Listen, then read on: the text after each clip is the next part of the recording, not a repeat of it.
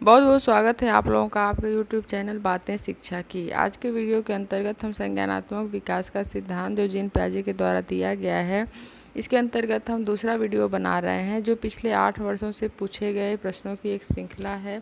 यह 14 या 15 प्रश्न हैं।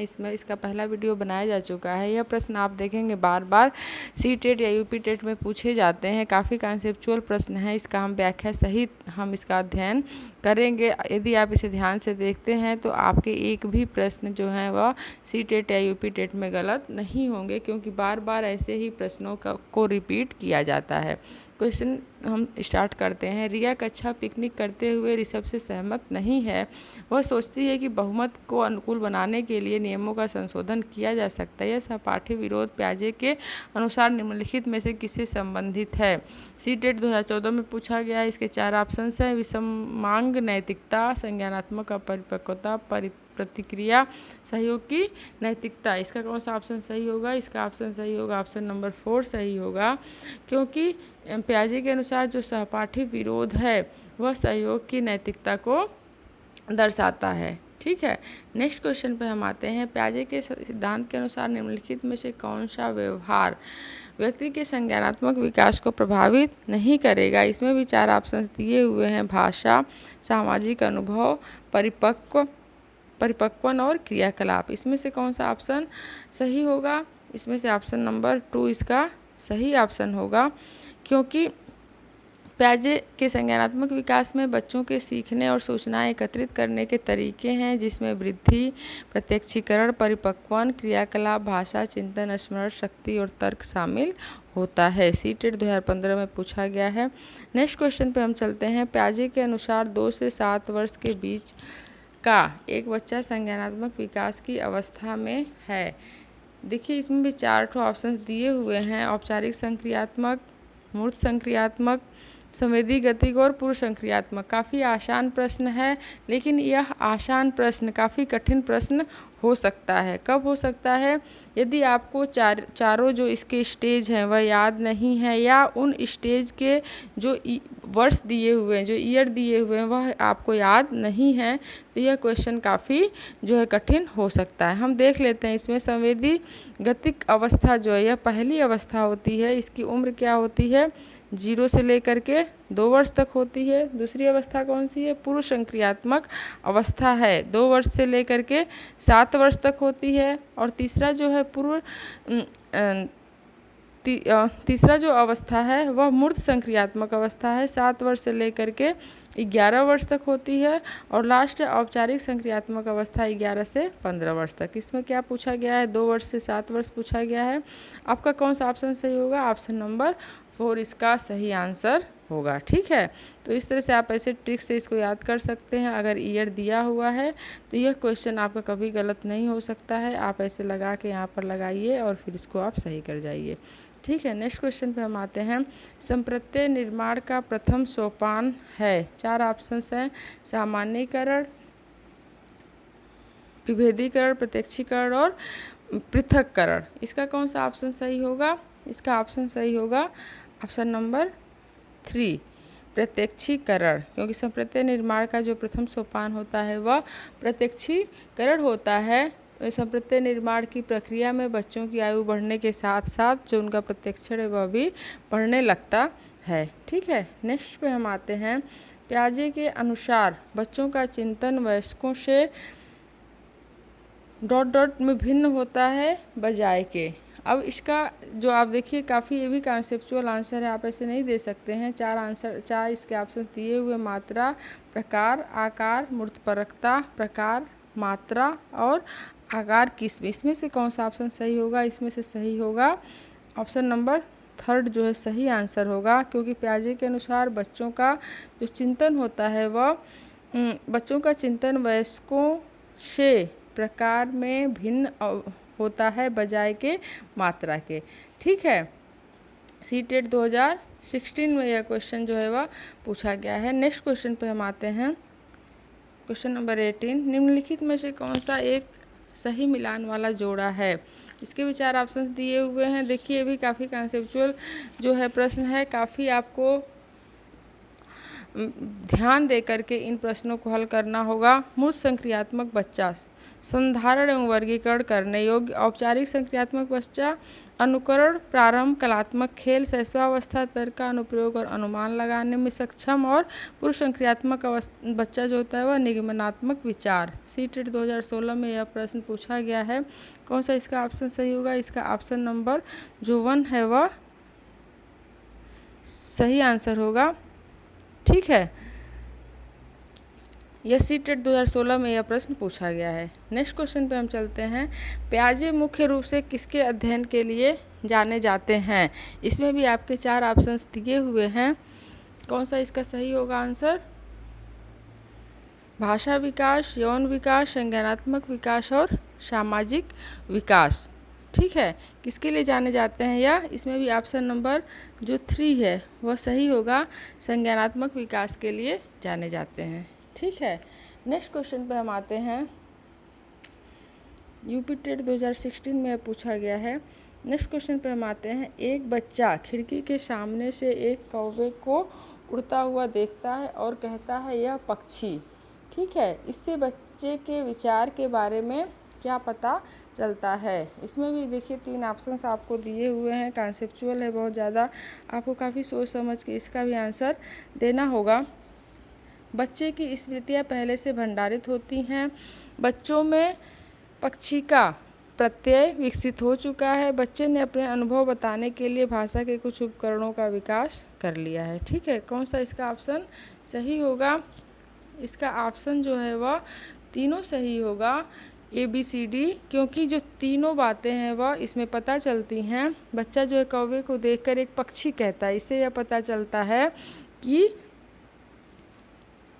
बच्चे में पक्षी का प्रत्यय विकसित हो चुका है। साथ ही यह भी पता चलता है कि बच्चे की स्मृति का विकास हुआ है तथा बच्चा अपने अनुभव को भाषा द्वारा व्यक्त कर सकता है। तो कौन सा सही होगा? ऑप्शन नंबर 2 जो है यह इसका सही आंसर होगा। नेक्स्ट क्वेश्चन पे चलते हैं। जीन प्याजे के अनुसार अधिगम के लिए निम्नलिखित में से क्या आवश्यक है? वयस्कों के व्यवहार का अवलोकन, ईश्वरीय न्याय पर विश्वास, शिक्षकों और माता पिता द्वारा पुनर्बलन, शिक्षार्थी के द्वारा पर्यावरण की सक्रिय खोजबीन। कौन सा ऑप्शन इसका सही होगा? इसका ऑप्शन सही होगा ऑप्शन नंबर 4, शिक्षार्थी के द्वारा पर्यावरण की सक्रिय खोजबीन। क्योंकि जीन प्याजे के अनुसार शिक्षार्थी द्वारा जब पर्यावरण की सक्रिय खोजबीन की जाती है तो यह सीखने के व्यवहार में आता है। बालक हमेशा पर्यावरण के साथ व्यवहार करता है। ठीक है, सीटेट 2016 में क्वेश्चन पूछा गया है। नेक्स्ट क्वेश्चन पे हम आते हैं। देखिए बहुत काफ़ी कॉन्सेप्चुअल क्वेश्चन है, आपको बहुत ही इसको ध्यान से आंसर देना होगा। जीन प्याजे के अनुसार प्रारूप स्कीमा निर्माण वर्तमान योजनाओं के अनुरूप बनाने हेतु नवीन जानकारी में संशोधन और नवीन जानकारी के आधार पर पुरानी योजनाओं में संशोधन के परिणाम के रूप में घटित होता है। इन 2 प्रक्रियाओं को जाना जाता है समावेशन अनुकूलन के रूप में, साम्यीकरण और संशोधन के रूप में, समायोजन और समायोजन के रूप में, समायोजन और अनुकूलन के रूप में। कौन सा ऑप्शन इसका सही होगा? ऑप्शन नंबर 3 इसका सही होगा, समावेशन और समायोजन के रूप में। क्योंकि जीन प्याजे की संज्ञानात्मक अवस्था के प्रारूप में जब बालक स्कीमा का निर्माण करता है तो वह साम्यीकरण एवं समायोजन के रूप में जाना जाता है। ठीक है, नेक्स्ट क्वेश्चन पे आते हैं हम। प्याजे के अनुसार प्राक संक्रियात्मक अवस्था की अवधि क्या है? इसमें भी 4 ऑप्शंस आपके दिए हुए हैं।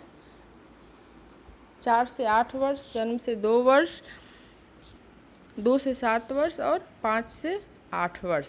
कौन सा इसका ऑप्शन सही होगा? देखिए फिर हम एक बार आप लोगों से बताएंगे कि यदि आपको स्टेज और उसकी अवस्था, उसका उम्र दोनों ही या पता है तो आपसे ये क्वेश्चन कभी भी गलत नहीं होंगे। लेकिन अगर नहीं पता है तो आपसे यह क्वेश्चन हमेशा गलत हो सकते हैं। ठीक है, प्राक संक्रियात्मक अवस्था प्याजे के अनुसार संज्ञानात्मक विकास द्वारा स्थापित की गई दूसरी अवस्था है जो 2 वर्ष से 7 वर्ष की होती है। यानी कौन सा ऑप्शन सही होगा? ऑप्शन नंबर 3, प्राक संक्रियात्मक अवस्था 2 वर्ष से 7 वर्ष की होती है। इसे भी 2 भागों में बांटा गया है। प्राक संक्रियात्मक अवधि 2 वर्ष से 4 वर्ष और अंतर्दर्शी अवधि 4 वर्ष से 7 वर्ष। ठीक है, इसके अलावा भी प्याजे के 3 जो उन्होंने दिए हैं अवस्था, संवेदीगामक 0 से 2 वर्ष, और प्रत्यक्ष संक्रियात्मक 7 से 11 वर्ष, औपचारिक संक्रियात्मक जो है 11 वर्ष से अधिक। ठीक है, नेक्स्ट क्वेश्चन पे हम चलते हैं। पियाजे के अनुसार संज्ञानात्मक विकास की तीसरी अवस्था निम्न में से कौन सी है? इसमें भी 4 ऑप्शन है, वही औपचारिक संक्रियात्मक अवस्था, पूर्व संक्रियात्मक, मूल संक्रियात्मक और संवेदात्मक गामक अवस्था। इसकी भी वही स्थिति, यदि आपको सही तरीके से याद है तो यह क्वेश्चन आपका कभी भी गलत नहीं हो सकता है। तो इसमें आपका कौन सा सही होगा?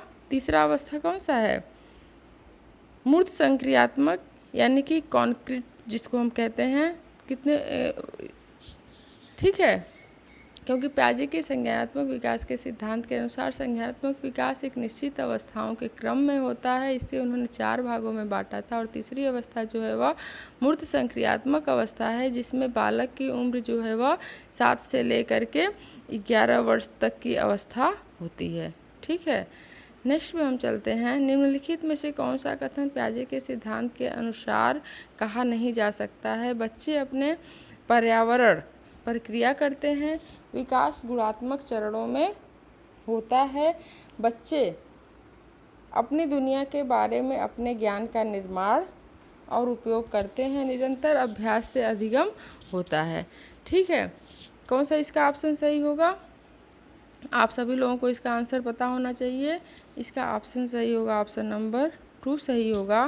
पियाजे के सिद्धांत के अनुसार नहीं कहा जा सकता है विकास जो है वह गुणात्मक चरणों में होता है, क्योंकि पियाजे स्विट्जरलैंड के रचनावादी मनोवैज्ञानिक थे। उनके द्वारा प्रतिपादित संज्ञानात्मक विकास के सिद्धांत में मानव बुद्धि की प्रकृति और उसके विकास से संबंधित एक बृहद सिद्धांत है। पियाजे के संज्ञानात्मक विकास को विकासात्मक सिद्धांत के नाम से भी जाना जाता है। इनके अनुसार बालक द्वारा अर्जित ज्ञान का जो भंडार है, उसके प्रत्येक अवस्था में उसका जो स्वरूप है वह बदलता और परिमार्जित होता रहता है, और बच्चे अपने पर्यावरण पर क्रिया करते हैं और अपनी दुनिया के बारे में एक विशद जानकारी भी रखते हैं, उनका निर्माण और उपयोग भी करते हैं। ठीक है, नेक्स्ट पे हम आते हैं। निम्नलिखित में से कौन सी पूर्व संक्रियात्मक विचार की एक सीमा नहीं है?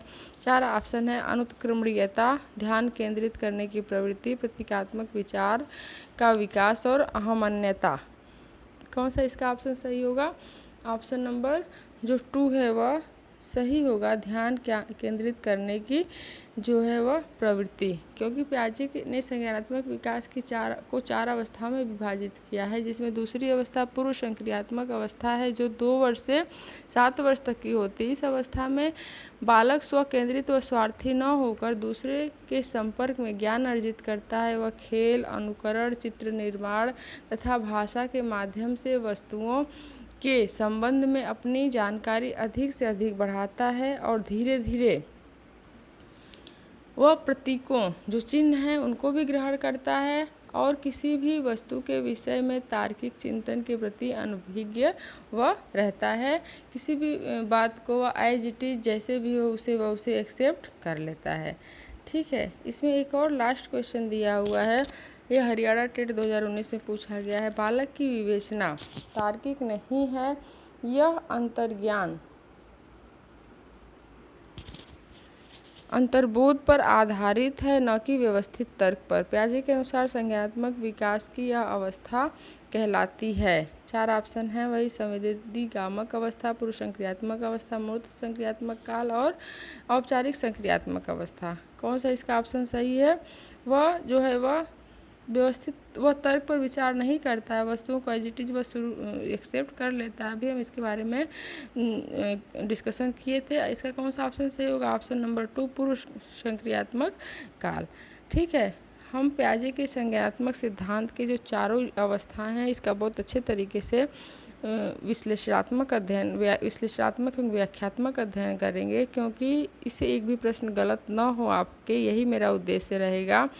अभी हम इसको इसलिए पढ़ा दिए या बता दिए, क्योंकि आपके एग्ज़ाम जो है वह नज़दीक हैं और विगत 8 वर्षों के प्रश्न इसमें सम्मिलित किए गए हैं। आप देखेंगे बार बार इन्हीं प्रश्नों को रिपीट किया जाता है। यदि आप संज्ञानात्मक विकास के सिद्धांत के चारों स्टेज को याद कर लीजिए और उनके वर्ष को याद कर लीजिए तो उससे आपके अधिकतर क्वेश्चन पूछे जाते हैं। और यह मान करके चलिए कि 3 से 4 प्रश्न जो सीटेट या टेट या किसी भी शिक्षक भर्ती परीक्षा में इससे अवश्य ही आते हैं। उम्मीद है कि आपको वीडियो अच्छा लगा होगा। यदि वीडियो आपको अच्छा लगता है तो अधिक से अधिक सब्सक्राइब करिए, शेयर करिए, लाइक करिए और कमेंट के माध्यम से आप बताइए कि आपको क्या पढ़ना है या वीडियो कैसा लगा है। तो फिर ठीक है, मिलते हैं